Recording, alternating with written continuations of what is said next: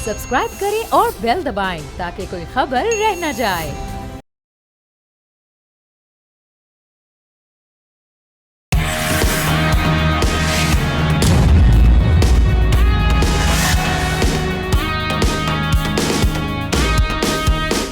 जी नाज़रीन अस्सलाम वालेकुम, मैं हूं एहतशाम और आज हम देख रहे हैं कि जबकि पूरी दुनिया में अमेरिका और ईरान के हवाले से बहुत कुछ हो रहा है और पाकिस्तान की तारीफ़ें की जा रही हैं कि स्पॉटलाइट में है, तो हमारे यहाँ भी एक थोड़ी सी तब्दीली है कि मेरे एंकर कहें को एंकर कहें, वो अब आज से हमें ज्वाइन करेंगे उवैस सिद्दीकी। बहुत से हवालों से उनका कैरियर बहुत अच्छा है, मुख्तलिफ जगहों पे उन्होंने काम भी किया है, तो उम्मीद हम यही करते हैं कि ये सिनर्जी जो हम देख रहे हैं कि बड़ी मेहनत के साथ हमने 7 बजे का प्राइम टाइम प्रोग्राम अल्हम्दुलिल्लाह इस तक 6-7वें नंबर पे आ रहा है, इसको हमने आगे लेके जाना है, पूरी मेहनत करके आगे लेके जाना है। उवैस सिद्दीकी प्रोग्राम को जारी रखेंगे, हमारे साथ उसको मौजूद हैं, उनसे बात करते हैं। जी उवैद, वेलकम टू बोल फैमिली।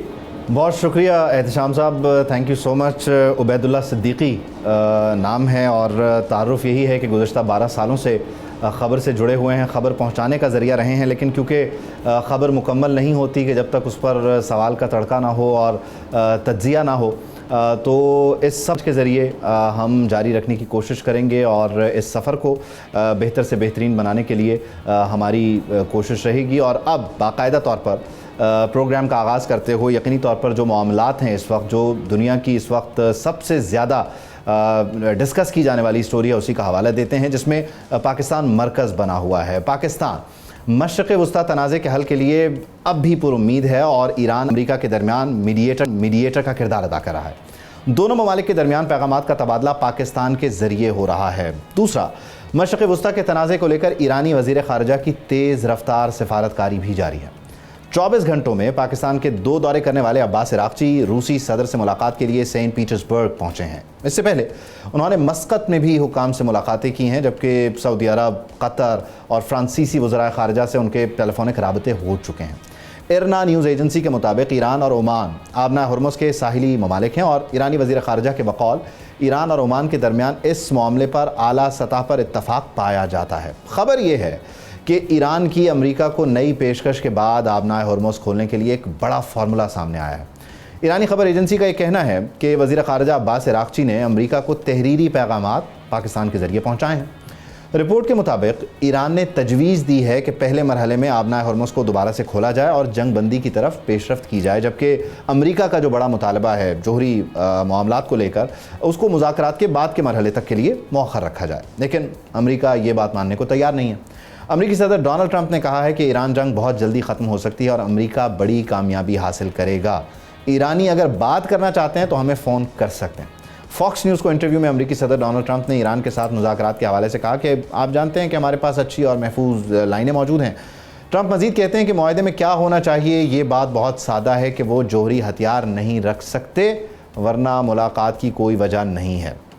दूसरी तरफ अमेरिकी सेंट्रल कमांड यानी सेंटकॉम ये कहता है कि 13 अप्रैल से शुरू होने वाली जो ईरानी बंदरगाहों की अमेरिकी नाकाबंदी है वो अभी जारी है। एक्स पोस्ट में वो ये बताते हैं कि अमेरिकी अफवाज ने अब तक ईरान जाने और आने वाले तकरीबन 34 से ज़ायद जहाज़ों का रुख मोड़ दिया है, जबकि 2 जहाज़ों को कब्ज़े में भी लिया जा चुका है। डी माइनिंग का जो प्रोसेस है वो भी चल रहा है। दूसरी तरफ ईरान भी अपने मौके पर डटा है। ऐसे में क्या आबना हुर्मुज़ खुलने का कोई चांस है? क्या पाकिस्तान वाकई मौसर साले साबित हो सकेगा? इन सारे मामलात को हमने डिस्कस करना है। एहतशामुल हक साहब क्योंकि मेरा तारुफ करवा चुके हैं, अब मेरी बारी है कि मैं आऊँ, वो हमारे साथ प्रोग्राम में शामिल हैं। और डॉक्टर जमील अहमद ख़ान साहब ने भी हमें ज्वाइन किया है, साबिक़ सफारतकार हैं, उनसे इन सारे मामलात को हम डिस्कस करेंगे। अच्छा, इसमें एहतशाम साहब ज़ाहिर है क्योंकि ये रोज़ाना की बुनियाद पर बनती बिगड़ती सूरत हाल है और इसमें इतना बनाव नहीं है जितना इसमें बिगाड़ हमें ज़ाहिरी तौर पर नज़र आ रहा है। अब कुछ ख़बरें इस्लामाबाद से ही हैं, पहले तो मुझे ज़रा बताएं कि इंटरनली इस्लामाबाद में इस वक्त क्या पता चल रहा है कि मामलात किधर हैं, क्योंकि कुछ लोग ये दावा कर रहे हैं कि अब बहुत क्लोज डोर मीटिंग्स में बहुत ही जो है वो सीक्रेसी के साथ इस मामलात को लेकर चला जा रहा है। इस वक्त एग्जैक्टली पाकिस्तान की मीडिएशन में हो क्या रहा है, आपके पास खबर क्या है? देखिए, 2 चीज़ें हैं उवैद जो बड़े वाज़ेह तौर पे कही जा सकती हैं, बावजूद इस बात के कि हम देख रहे हैं कि थोड़ा सा डेडलॉक है। डेडलॉक भी कहना खैर ठीक नहीं होगा। जो मेरी तलात है वो कह रहे हैं कि आप ये कह सकते हैं कि थोड़ी सी अनसर्टेनिटी है, खैर यकीनी की सूरत हाल है। बातचीत कोलैप्स नहीं हुई, कोई डेडलॉक इस तरह का नहीं आया और ये बैक चैनल डिप्लोमेसी काम कर रही है और दोनों के साथ पाकिस्तान बड़ा एक्टिवली कम्युनिकेशन कर रहा है और प्रपोजल्स ईरान को भी दी जा रही हैं, फिर काउंटर प्रपोजल अमेरिका की तरफ से आती हैं, वो भी शेयर की जा रही हैं। अच्छी बात यह है कि इस वक्त जो प्रेसिडेंट ट्रम्प का मूड है, पीट सैगबर्ट तो बिल्कुल ही डिफरेंट लड़ाई वाली बातें करते हैं, इन्होंने आजकल थोड़ी थड़ी लगाना कम किया। लेटेस्ट उनका बयान देख लें तो उसमें वही कह रहे हैं कि जी हम चाहते हैं जंग बंद हो जाए, ये है वो है, सारी बातें कर रहे हैं। तो बात यह है कि उनकी बड़ी मुश्किलात है। मई में 1 मई को 60 दिन पूरे हो जाएंगे उबैद कि जब ये जो बगैर अथॉराइजेशन के कांग्रेस के वो जंग करने गए हैं, वो 60 दिन तक इजाज़त होती है, उसके बाद उनको इजाज़त लेनी पड़ती है। ये उनके लिए बड़ी मुश्किल है। और न्यूज़ वीक की मैगज़ीन की रिपोर्ट जो कह रही है वो तो बड़ी खौफनाक है कि 50% से ज़्यादा चांसेस हैं इनकी इम्पीचमेंट हो सकती है, जिसमें 20 से 22% जो है रिपब्लिकन भी शामिल होंगे। तो उनकी मजबूरी है कि बातचीत को आगे ले जाया जाए। यहाँ पे जो इस्लामाबाद में आप पूछ रहे बातें हो रही हैं, जो इनसाइड इतलात आ रही हैं, वो कह रहे हैं कि जी ऑफ रैम हम दोनों के दिलवाने की कोशिश कर रहे हैं। वो कहते हैं ना, ऑफ रैम का मतलब भी सीधा सीधा है वे टू हाईवे की तरफ आपको कैसे लेके जाना है ताकि दोनों को विन विन सिचुएशन मिल जाए। एज़ वी स्पीक ये सारी बातें जो है ना, अगरचे हम देख रहे हैं थोड़ा डिले हुआ, कुछ लोगों का ख्याल था इराक़ी साहब ओमान के बाद आने के बाद रुक जाएंगे, लेकिन जो मैसेजिंग सिग्नलिंग पॉस्चरिंग है उनकी, वो बड़ा वाज़ेह तौर पे बता रही है कि वो भी चाहते हैं कि कहीं ना कहीं मामला जो है ना वो जाके सेटल हो जाए। हाँ, ये है कि वो मैक्सिमम जिसको कहते हैं कोर्सिव डिप्लोमेसी वो ज़रूर कर रहे हैं, दोनों साइडें कर रही हैं, और ये अपना अपना नुक्ता नज़र ज़्यादा बताने की कोशिश कर रही हैं ताकि जब मुज़ाकरात के मेज़ पे आएँ तो ज़्यादा कुछ हासिल कर सकें। हमारी जो मुश्किल है या आसानी है, जो अब अच्छा लग रहा है, वो स्पॉटलाइन पे हमें पाकिस्तान पूरी दुनिया का इस वक्त ट्रस्ट एंजॉय कर रहा है। आप ईरान को देख लें, अमेरिका को देख लें, इतनी कोशिश दुनिया ने की, लेकिन कोई वो कहते हैं जी पाकिस्तान के अलावा हमें कोई इतना इंडिपेंडेंटली और न्यूट्रल तरीके से कोई नहीं मिला जो हमारी सालसकारी कर सके। तो हम बड़े अच्छे तरीके से कर रहे हैं। अब जो इतलात हैं यहाँ पे वो यही बता रही हैं कि जी थोड़ा सा गो स्लो वाली बात हो जाए। अभी उनको लग रहा है कि यानी ये बात दुरुस्त है कि जंग नहीं हो रहा है वो शेयर नहीं किया जाएगा अनटिल और अनलेस जो है वो किसी नतीजे पर ना पहुंच जाया जाए। अच्छा डॉक्टर साहब, बुनियादी तौर पे जिस तरह से एहतशाम साहब अहाता कर रहे हैं मामलात का, और जो नज़र आ रहा है जो ऑप्टिक्स हैं उसमें अमरीकी सदर तो डेस्परेट हैं, लेकिन क्या जो ईरान इस वक्त अब्बास इराक़ची इस वक्त पाकिस्तान आ रहे हैं या ओमान जा रहे हैं, रशिया जा रहे हैं, तो हम कहें कि दूसरे एंड पे भी अब मामलात को बहुत सीरियसली कंक्लूड करने की कोशिश हो रही है, या ये उनकी अगेन प्रेशर बिल्डिंग टैक्टिक्स हैं बताने के लिए कि गल्फ़ में भी हमारा एतमाद है, रशिया भी हमारे साथ है और चीन भी हमारे साथ है। ये इसको देखा किस तरह से जाए? ये दूसरे फरीक को, जिससे आपकी मुराद ईरान है, ईरान तो अपनी बका की जंग लड़ रहा था और अब भी ईरान समझता है कि अगर दोबारा इसको रिज्यूम किया गया तो उनकी बका की जंग होगी। लेकिन ये ख्याल है IRGC के अकाबरीन का, ख़ास तौर पर जो उनके चीफ हैं वाहिदी साहब, तो उनका ये ख्याल है और उनके हाथ में ज़ाहिर है आजकल उनकी बड़ी से है। आजकल क्या IRGC की हमेशा से बड़ी से रही है, और इस वक्त ख़ास तौर पर जो अली खमनाई साहब की शहादत हुई उसके बाद से इन्हें और मज़ीद इनकी अहमियत बढ़ गई है और इनके फ़ैसलों में भी इनकी कलीदी अहमियत हो गई है। मैं याद दिलाता चलूँ कि इराक़ी साहब आए थे, उन्होंने अपने जो कैबिनेट मेंबर्स और बाकी जिससे वो कंसल्ट कर सकते थे बग़ैर IRGC से बात किए हुए, तो वो ये जो बातें सामने आ रही हैं उस पर जब उन्होंने खोल दिया था हरमुज़, तो उसके 4 घंटे बाद IRGC ने दोबारा बंद कर दिया था और उनके पास भी जवाब था कि अमेरिकन्स ने ब्लॉकेट किया है तो हमारे पास और कोई रास्ता नहीं है। तो बहरहाल इसी तरह और कुछ चीज़ें हैं जिससे महसूस होता है कि जो उनकी कंसल्टेटिव प्रोसेस है उसमें यकीनन हर मुल्क में होता है, कुछ इख्तलाफ राय भी पाया जाता है। हो रही है इस्लामाबाद में कुछ मेरी भी गुनसुन मुझे पता चली है कि ये इवेंचुअली ईरानी जो है ना वो तैयार हो गए हैं, कंसीड कर दिया उन्होंने कि ये न्यूक्लियर के इशू के ऊपर वो कहते हैं ठीक है जी, वैसे तो JCPOA में तो था 3.67% तक यूरेनियम एनरिच करना, वो ज़ीरो पे तैयार हैं, लेकिन वो अब शराइत लगा रहे हैं कि एक तो जी नो वार पैक्ट किया जाए या हमें बताया जाए कि अब दोबारा हम पे हमला नहीं होगा। हमारी वो जो बातें आती हैं कि जी पाबंदियाँ ख़त्म होगी, पैसा में दिया जाएगा, एक ये। और दूसरा डॉक्टर साहब जो मुझे लग रहा है इरिटेंट जो ईरान के पार्ट पे अमेरिकी समझ रहे हैं, लोग समझ रहे हैं कि एक तो जो अभी गए हैं ओमान, वहाँ पे इराक़ी साहब वो एक जॉइंट सॉवरेनिटी रखना चाह रहे हैं, अपना उर्वस पे दोनों मिल के टोल लेना चाहते हैं। वो कहते हैं 12 नॉटिकल माइल जो है ना पानी से दूर है ये। तो आपको लगता है कि दुनिया इसको एक्सेप्ट कर लेगी, ये ईरान और ओमान का जॉइंट इसको सॉवरेनिटी रखना? दुनिया से ज़्यादा इसमें जमीन साहब इसको इस तनाज़ुर में भी एक्सप्लेन कीजिएगा, क्या ओमान इस फार्मूला पर आने के लिए तैयार होगा, कंसिडरिंग द फैक्ट कि गल्फ़ का ओवरऑल वेट? ओमान और ईरान की बड़ी अच्छी हम आहंगी और बड़े अच्छे बायलैटरल रिलेशन है शुरू से। जब मैं भी सफ़ीर था UAE में तो ये दोनों सफरा जो थे वो बहुत सारी चीज़ें ऐसी मुझसे शेयर करते थे जो बाकी गल्फ़ के ममालिक के लोग नहीं कर सकते थे, और बाकी वो गल्फ़ के ममालिक से जो बातें शेयर नहीं कर सकते थे वो उस वक्त मुझसे करते थे या ईरानी अपने काउंटर पार्ट से। तो उनकी आपके सवाल का जवाब पहले तो हरमुज़ का दे देता हूँ, फिर इनरिचमेंट का देता हूँ। हरमुज़ के हवाले से एक यूनाइटेड नेशंस लॉज ऑफ सी बड़ा क्लियर है कि जिस मुल्क के टेरिटोरियल जुरिस्डिक्शन से या सॉवरन जुरिस्डिक्शन में फॉल करता है वो मुल्क उसको रेगुलेट कर सकता है, उस 24 के तहत रेगुलेट कर सकता है। इसी तरह और आर्टिकल हैं 17 है 19 के तहत वो चेकिंग कर सकता है अगर जहाज़ उसके दुश्मनों का जहाज़ कोई हो तो, और बाकी 17 के तहत उसको हर एक जहाज़ को छोड़ना पड़ेगा, वो कहलाता है इनोसेंट वेसल। तो वो ये सारे कानून दिए हैं, उस कानून के तहत ओमान और साथ ईरान ये मिलके एक फ्रेमवर्क बना के पेश कर सकते हैं जिसको अक़वाम मुत्तहिदा के लिए इनकार करना नामुमकिन हो जाएगा क्योंकि उसी के कानून के तहत है।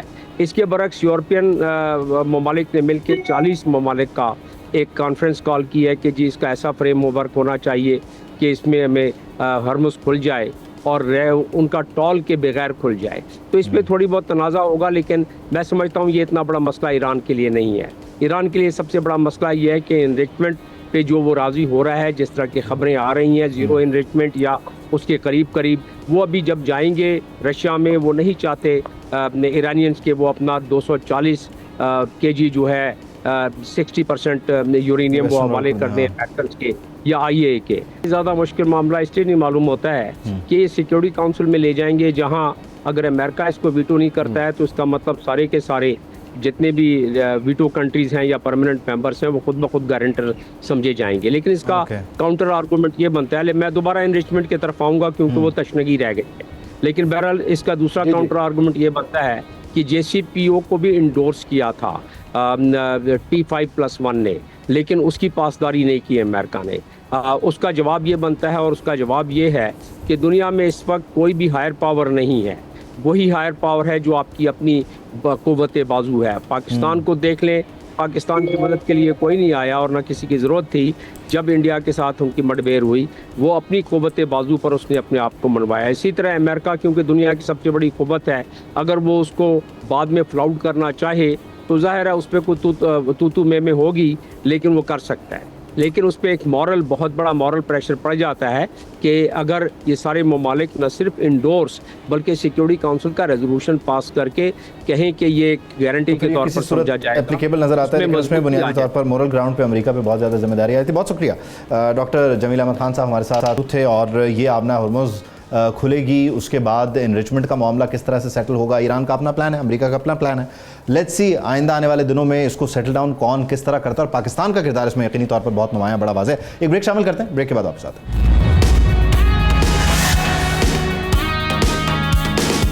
वेलकम बैक नाज़रीन। हुकूमत ने 25 अप्रैल को पेट्रोल और डीजल की कीमत में 26 रुपये और 77 पैसे का इजाफा किया है। 28 फरवरी 2026 को अमेरिका ईरान जंग शुरू होने के बाद छठी बार पेट्रोल और डीजल की कीमत में यह तब्दीली आई है। आपना हरमुज़ की बंदिश और तेल की मार्केट में हलचल के बाद पाकिस्तान में पहला इजाफा 6 मार्च को हुआ, जब पेट्रोल और डीजल दोनों की कीमतों में 55 रुपये फी लीटर का इजाफा किया गया। 15 मार्च को आलमी मार्केट में कीमत फिर बढ़ी, मगर हुकूमत में कोई तब्दीली नहीं की। इस रिलीफ के बाद 2 अप्रैल को पेट्रोल की कीमत में 137 रुपये 23 पैसे और डीजल की कीमत में 184 रुपये 49 पैसे फी लीटर के तारीखी इजाफे का ऐलान हुआ। मगर शदीद अवामी रद्द-ए-अमल पर वज़ीर आज़म ने 80 रुपये कमी भी कर दिया और डीजल की कीमत में यहाँ कोई तब्दीली नहीं की गई। 10 अप्रैल को आलमी मार्केट में कीमतों में कमी के बाद हुकूमत ने फिर बड़ा रिलीफ देते हुए पेट्रोल में 11 रुपये 83 पैसे और डीजल में 134 रुपये 81 पैसे फी लीटर की कमी की। 17 अप्रैल को जंगबंदी के बाद डीजल की कीमत में मजीद 32 रुपये 12 पैसे फी लीटर कमी की गई, जबकि पेट्रोल की कीमत में यहाँ इस मौके पर कोई तब्दीली नहीं की गई। अब 25 अप्रैल को हुकूमत ने पेट्रोल और डीजल दोनों की कीमतों में 26 रुपये 77 पैसे फी लीटर का इजाफा किया है, जिसके बाद अब पेट्रोल 393 रुपये 35 पैसे और डीजल 380 रुपये 19 पैसे का हो गया है। पाकिस्तान में पेट्रोल की कीमत का अगर खित्ते के दीगर ममालिक से मवाजना करें तो जंग से पहले भारत में पेट्रोल की कीमत 94.77 भारतीय रुपये, तकरीबन 297 पाकिस्तानी रुपये फी लीटर थी, जिसमें जंग के बाद सिर्फ और सिर्फ 11 रुपये तक का इजाफा देखा गया है। बांग्लादेश में जंग से पहले पेट्रोल की कीमत 125 टका फी लीटर थी, जो जंग के बाद बढ़कर 130 से 135 टका फी लीटर हो गई है, जबकि खित्ते में सबसे कम इजाफा हैरानकुन तौर पर अफगानिस्तान में देखने को मिला, जहां जंग से पहले 57 अफगानी थे और अब ये 68 अफगानी फ़ी लीटर पर कीमत देखने में आ रही है। पाकिस्तान में पेट्रोल की कीमत का अगर ब्रेकअप करें तो फ़ी लीटर 234 रुपये आलमी मार्केट की कीमत है, जिसमें 24 रुपये इम्पोर्ट टैक्स है, 8.53 रुपये ट्रांसपोर्टेशन के अखराजात हैं, जबकि 7 रुपये 87 पैसे ऑयल कंपनियों का मुनाफा है, 8 रुपये 64 पैसे पेट्रोल पंप्स का मुनाफा है, जबकि 2.5 रुपये माहौलियाती टैक्स और 107 रुपये पेट्रोलियम लेवी इस सब में शामिल है। इसलिए पेट्रोलियम मसनूआत की कीमतों में इजाफे की एक बड़ी वजह इसी पेट्रोलियम लेवी को करार दिया जाता है, जो 80 रुपये 61 पैसे से बढ़कर अब 107 रुपये 38 पैसे पर पहुँच चुकी है।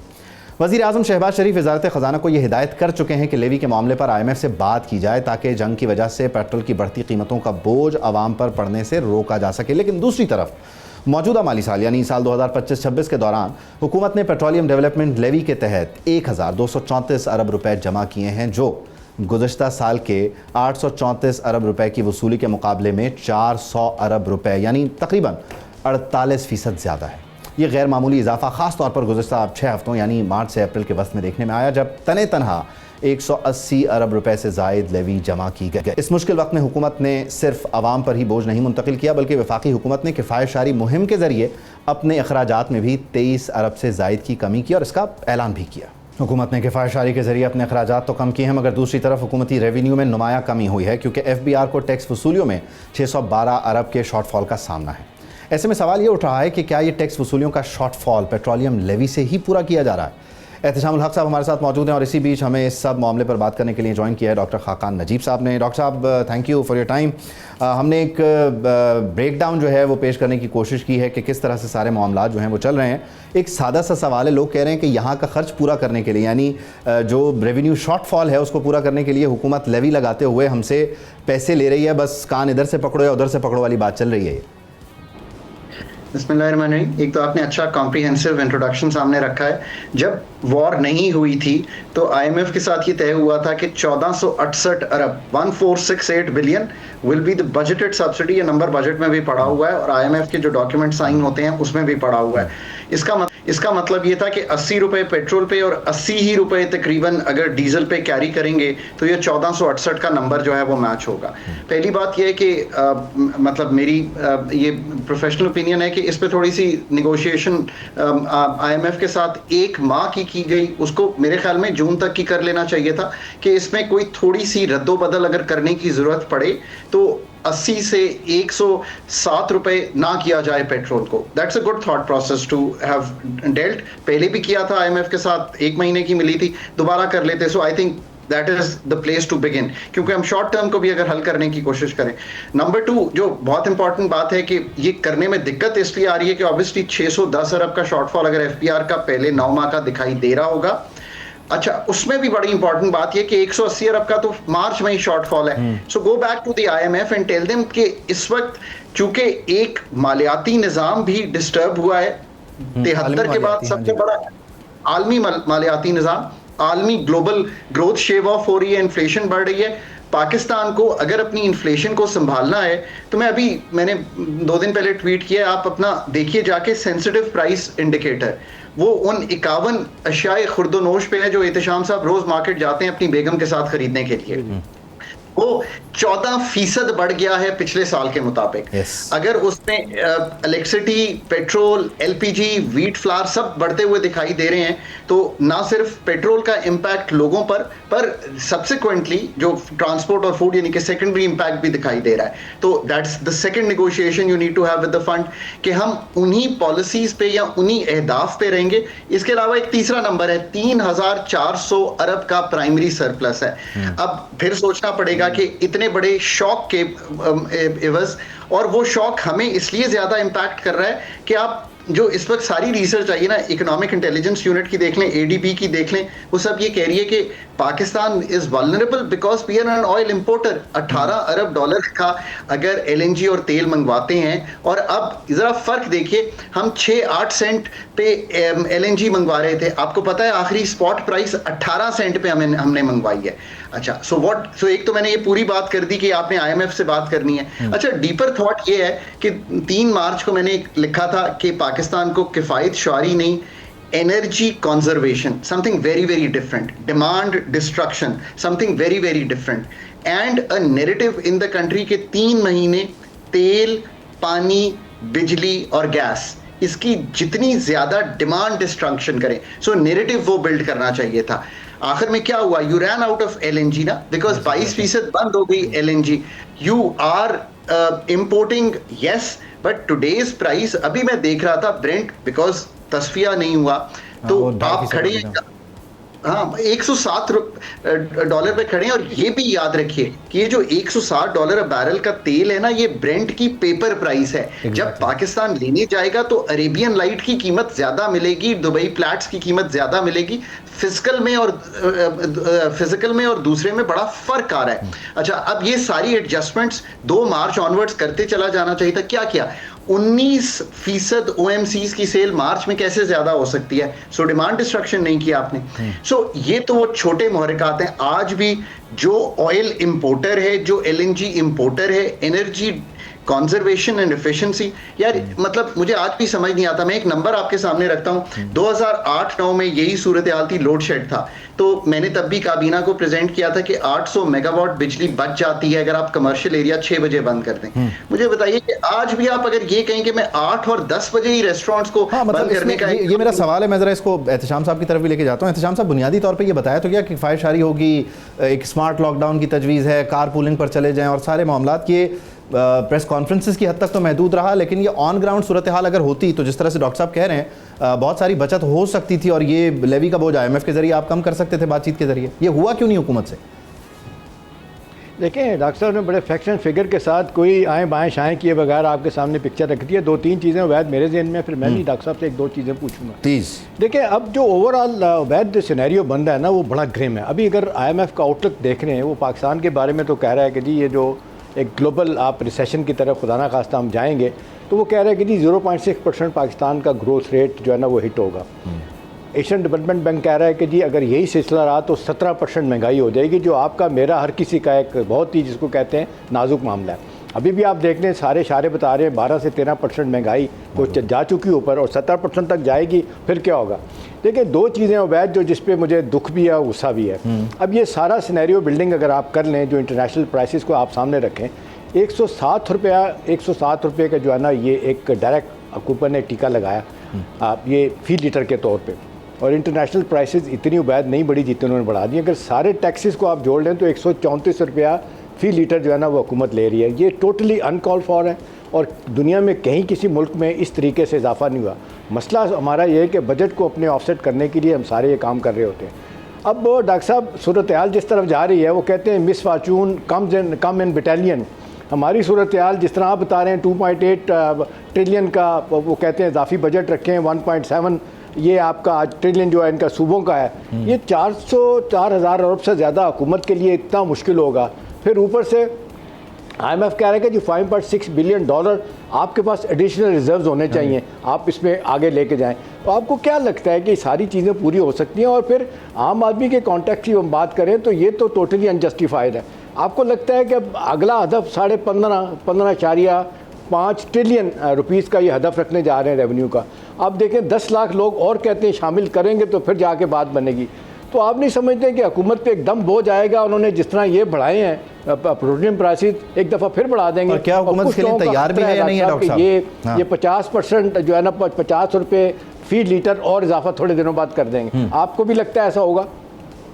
देखिए ना, एक तो बात यह है कि पाकिस्तान को ये तो समझना है कि जो ऑयल इंपोर्टिंग कंट्री है उसकी mobility management, energy efficiency, public behaviour और मार्केट डिसिप्लिन और डिमांड डिस्ट्रक्शन, इसके अलावा कोई चारा नहीं है। तेल तो निकल नहीं आना अगले 1 माह में, गैस को थोड़ा रैंप अप किया है आपने, आई होप कि वो फर्टिलाइजर को मिल रही हो क्योंकि हार्वेस्टिंग सीजन है।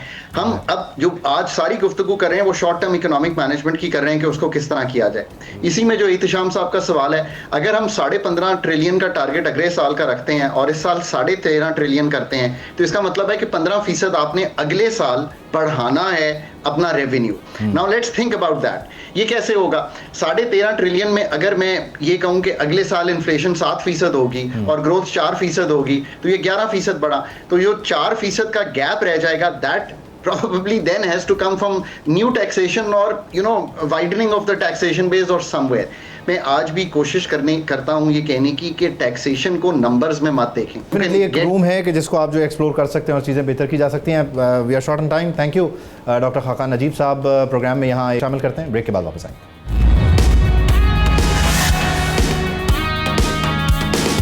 Welcome back. कराची के इलाके PCHS ब्लॉक 6 में एक डिलीवरी बॉय अबसारुल हक की वीडियो सोशल मीडिया पर वायरल है। इस वीडियो में वो हाथ जोड़कर डाकुओं से मिन्नतें करता नजर आ रहा है, लेकिन उसकी फरियाद बेअसर रही। डाकुओं ने न सिर्फ उसका मोबाइल और नकदी छीन ली, बल्कि जाते हुए उसका डिलीवरी ऑर्डर यानी खाना भी साथ ले गए। एक लम्हा ऐसा भी आया जब एक मुजरिम ने अपने साथी से कहा कि इसे मार दो। ये सिर्फ और सिर्फ एक वाक़या नहीं है, बल्कि शहर में बढ़ते हुए स्ट्रीट क्राइम की एक छोटी सी झलक है। CPLC की सहमाही रिपोर्ट के मुताबिक सिर्फ और सिर्फ 3 माह में 478 गाड़ियां और 10,154 मोटरसाइकिलें चोरी या फिर छीनी गई हैं। इसी 3 माह के अरसे में 3,943 मोबाइल फ़ोन्स स्ट्रीट क्राइम में शहरियों से छीन लिए गए। कत्ल के 134 वाक़यात रिपोर्ट हुए, जबकि भत्ताखोरी के 52 केसेस सामने आए हैं। ये सूरत हाल एक ऐसे शहर में है जिसकी आबादी तकरीबन 2.5 करोड़ के करीब है या उससे ज़्यादा है। इस बड़ी आबादी के मुकाबले में कराची पुलिस समेत सिक्योरिटी फोर्सेस के तकरीबन 41,776 एहलकार मौजूद हैं। अब इस नंबर को आलमी मयार के मुताबिक देखा जाए तो एक पुलिस एहलकार 450 शहरियों के लिए होना चाहिए, लेकिन कराची में एक पुलिस एहलकार पर औसतन 4,500 शहरियों की हिफाजत का बोझ है।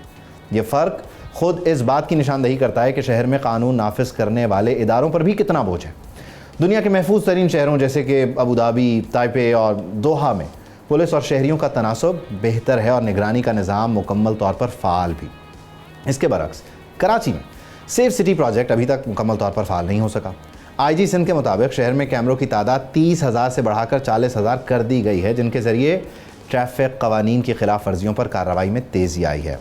नवंबर 2025 में चालान का सिस्टम नाफिज कर दिया गया और पहले दिन सिर्फ और सिर्फ चंद घंटों में 1.25 करोड़ मालियत के चालान किए गए और एक माह के अंदर 93,000 से ज़ायद चालान जारी हुए। सीट बेल्ट ना बांधने पर 97,541, ड्राइवर्स की जानिब से मुख्तलिफ खिलाफ वर्जियों पर 57 करोड़ 54 लाख रुपए जुर्माना आयद किया गया। इसी तरह 22,262 मोटरसाइकिल सवार बगैर हेलमेट पकड़े गए और इन पर 11 करोड़ 11 लाख 35,000 रुपए जुर्माना हुआ। कराची न सिर्फ पाकिस्तान का सबसे बड़ा शहर है, बल्कि मईशत का भी मरकज़ है, हब है। माली साल 2024-25 में कराची ने 29% इजाफे के साथ गुज़श्ता माली साल की निस्बत इजाफे के साथ 30 खरब 256 अरब रुपए से ज़ायद टैक्स जमा करवाया।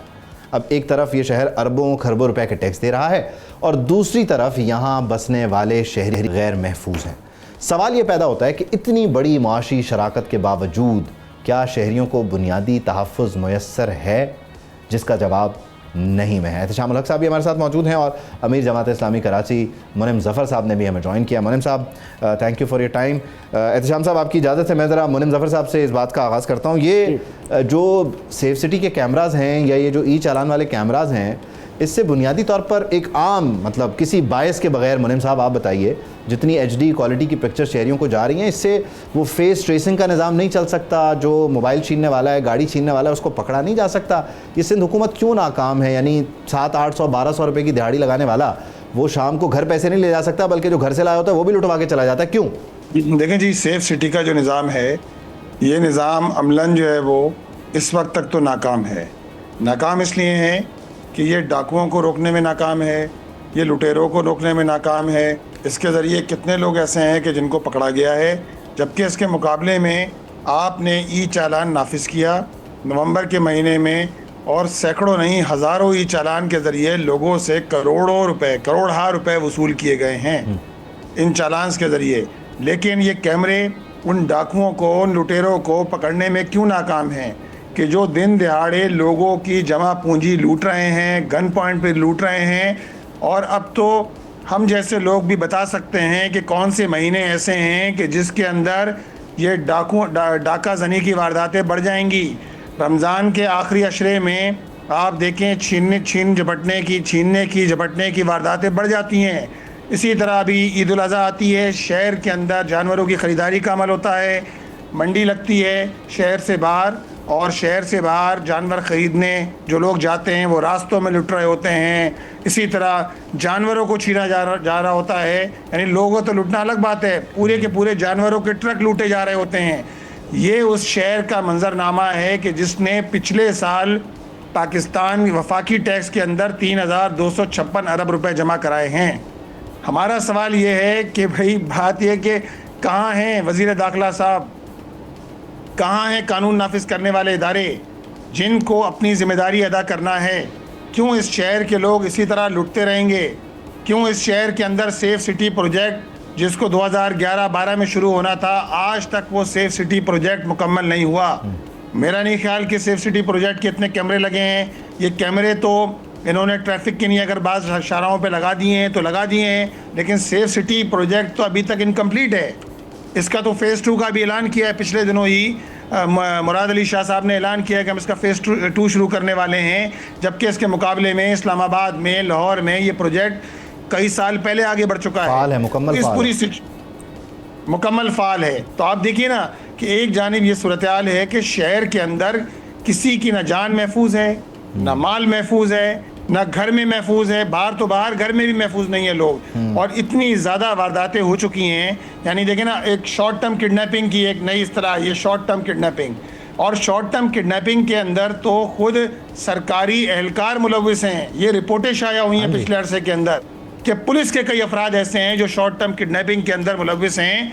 तो वारदातें दिन ब दिन बढ़ती जा रही हैं। जब पुलिस के अंदर जो है वो काली भेड़ें मौजूद होंगी, जब उनकी कोई स्क्रूटनी मौजूद नहीं होगी, जब नीचे से लेकर ऊपर तक सारा अमला जो है वो यही काम कर रहा होगा, लोगों को सेफ्टी देने के अलावा सब काम कर रहे हैं, तो इसके नतीजे में क्या होगा? वो तो अभी नंबर भी हमने बताया ना कि एक पुलिस एहलकार पर कितना। अच्छा, इसमें एहतशाम साहब इन्होंने जो वफाकी टैक्स है मेंशन किया, तो ये विफाक से हमेशा गिला रहा है कि भाई आप इस तरफ नज़र करम करें। एमक्यूएम को हमेशा ये कहा जाता है कि भाई आप हुकूमतों का हिस्सा रहे, आप विफाक से कुछ नहीं लाए।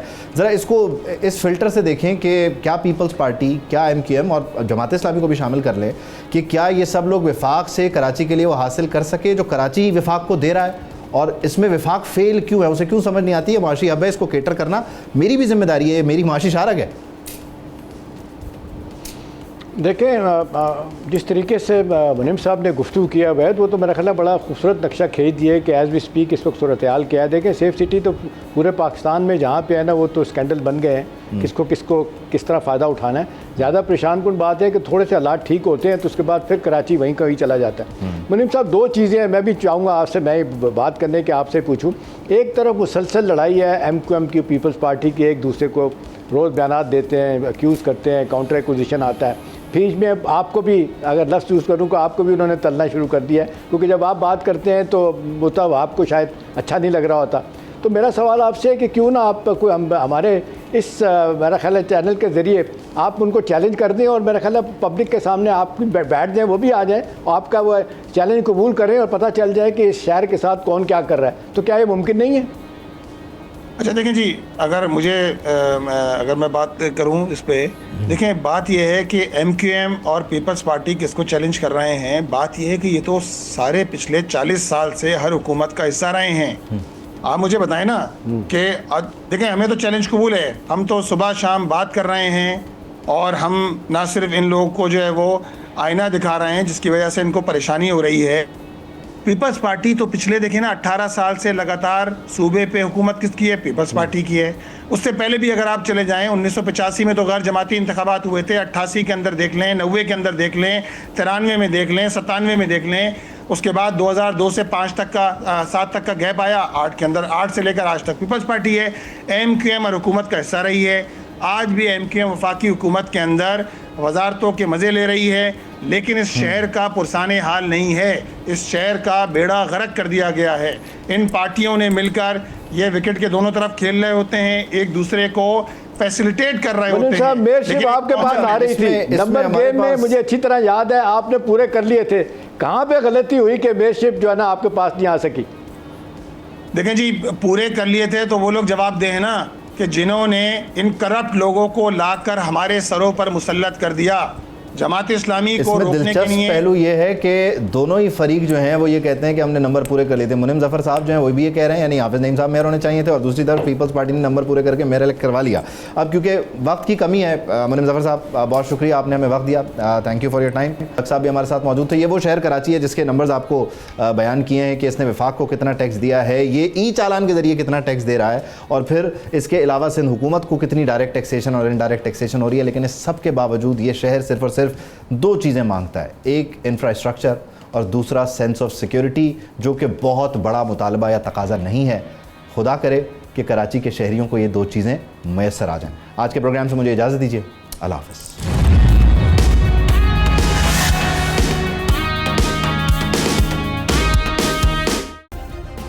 सब्सक्राइब करें और बेल दबाएं ताकि कोई खबर रह न जाए।